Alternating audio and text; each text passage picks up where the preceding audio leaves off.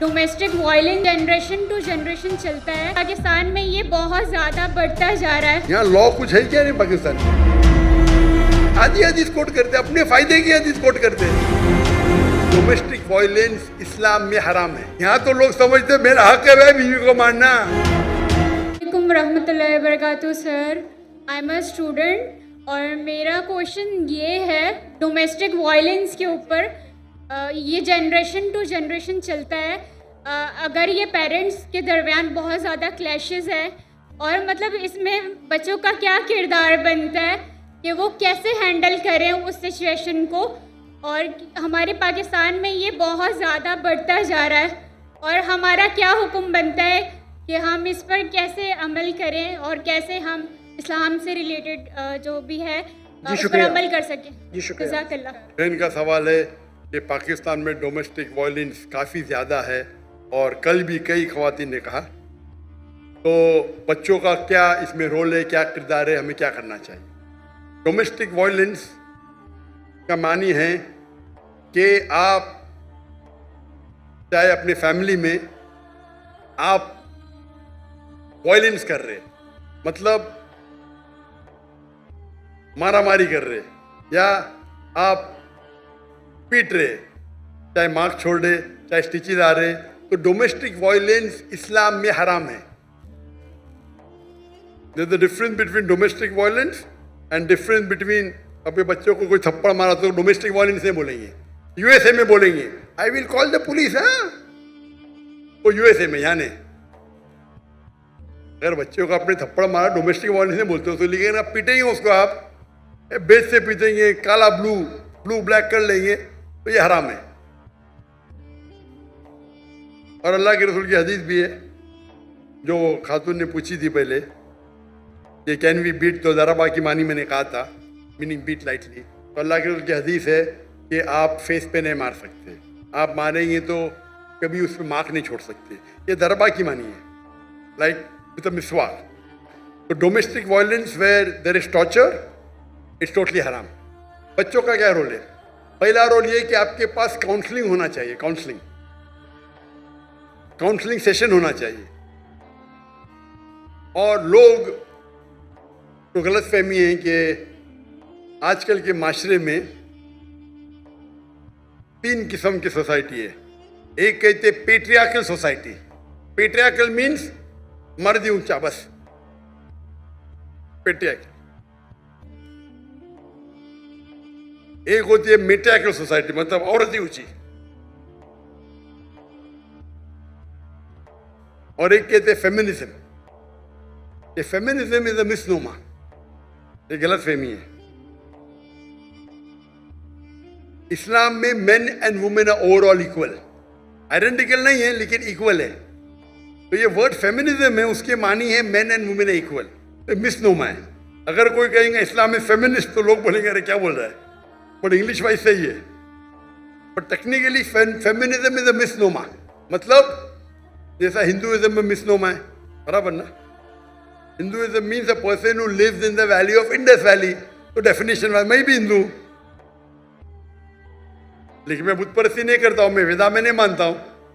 आप समझ रहे ना। तो उसी तरीके से फेमिनिज्म इज इंग्लिश वर्ड जिसके मानी है a person who thinks men and women are equal. वो आदमी, वो औरत जो सोचती है मर्द और औरत बराबर है, यकसा नहीं है, बराबर। इस्लाम में बराबर ही है, औरत और मर्द के हुकूक है।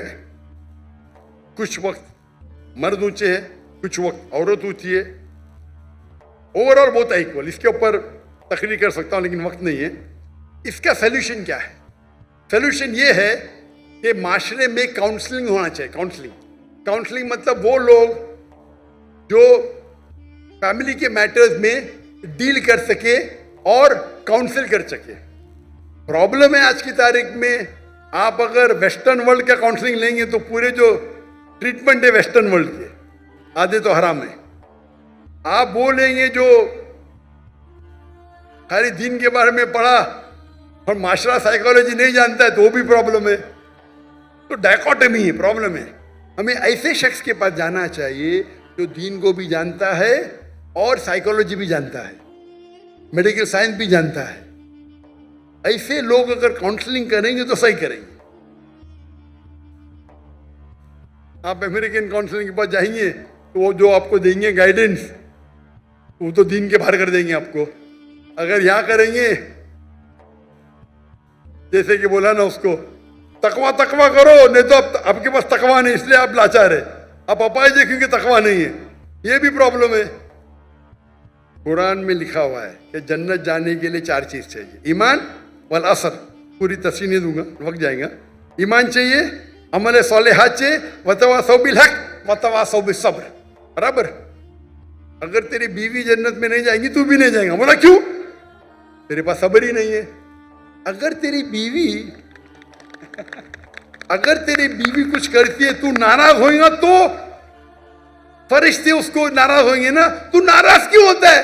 तू नाराज मत हो तो फरिश्ते उससे नाराज होंगे. वो भी जन्नत में, तू भी जन्नत में. समझे? वो तो पूरा दोष बीवी को. बीवी मुझे परेशान करती, जहन्नम में जाएंगे. क्योंकि अगर फरिश्ते उसको कोसेंगे, अगर वो शोहर को नाराज करे. बराबर. तू नाराज क्यों होता है? तू अगर नाराज नहीं होगा, तेरी बीवी भी जन्नत में, तू भी जन्नत में. उसके बाद पूरा चेंज हो गया, झगड़े बंद हो गए. छोटी सी आयत, उसने मुझे हदीस कोट की, मैंने कुरान की आयत कोट किया, हदीस सही थी. तो इस तरीके से बोलना, तो बीवी मेरे बाद में बोलती है दूसरे के, तू अभी माशाअल्लाह झगड़े बंद हो गए. वो वन ट्रैक माइंड. मेरी बीवी गलत, मैं सही, मुझे नाराज की जन्नत में जाएगी. अरे अल्लाह के रसूल कहते हैं सबसे बेहतरीन मोमिन वो जो अपने फैमिली के साथ बेहतर है बीवी के साथ. आधी हदीस कोट करते, अपने फायदे की हदीस कोट करते. यही तो प्रॉब्लम है माशरे में. आप तकरीर में उलमा को सिर्फ सुनेंगे वन साइडेड हदीस. कितना अच्छे से हल हो गया. प्रॉब्लम में यू आर शॉर्ट टेम्पर्ड. तुम नाराज होते इसलिए प्रॉब्लम है. तुम नाराज हो ना, आराम से बैठो, मैं कुल वल्लाह पढ़ो, पूरे फातिहा पढ़ो. नाराजी चलेगी, शैतान तुम में. तुम बीवी की बात करते, शैतान तुमको जहन्नम लेके जा रहा है बीवी के साथ. तो इस तरीके से काउंसलिंग करो, प्रॉब्लम ही सॉल्व. लेकिन अफसोस की बात है, मैं बस काउंसलर नहीं है. मैं बहुत कम करता था, बिकॉज टाइम की किल्लत है, सब तो नहीं कर सकते ना. तो कभी कभी मौका मिल जाता है. तो इस तरीके से अगर आपके पास उलझे हुए उल्मा है, और है पाकिस्तान में, क्यों नहीं, जो माशरे को जानते हैं, जो एक हदीस के बदले दूसरे हदीस कोट करे और समझाए, तो मेरे नजदीक ये जो आपके प्रॉब्लम में पीडोफिलिया है या डोमेस्टिक वायलेंस है, इस्लाम इसको आराम से दूर कर सकता है. अगर आपके पास सही उल्मा जिनके पास साइकोलॉजी की तालीम है, दिस डोमेस्टिक वायलेंस आराम से जा सकता है. यहां तो लोग समझते मेरा हक है भाई बीवी को मारना. सूरह निसा सूरह नंबर 4 आयत नंबर 35, कव्वामुन अलन निसा, मैं कव्वाम हूं, खलास. और जाके बाहर आके बोलेगा माशाल्लाह सही, क्या मर्द का बच्चा है. औरत पे हाथ उठाता, मर्द का काय का बच्चा है भाई. औरत पे हाथ उठाता, मर्द का बच्चा. कौन मर्द का बच्चा औरत पे हाथ उठाता? तो ये अगर आप जहन खोलेंगे, इस पे लेक्चर होना चाहिए. डोमेस्टिक वायलेंस पे लेक्चर होना चाहिए. अगर पता चले किया तो उसको भान में लेके आके सजा दो उसको ना.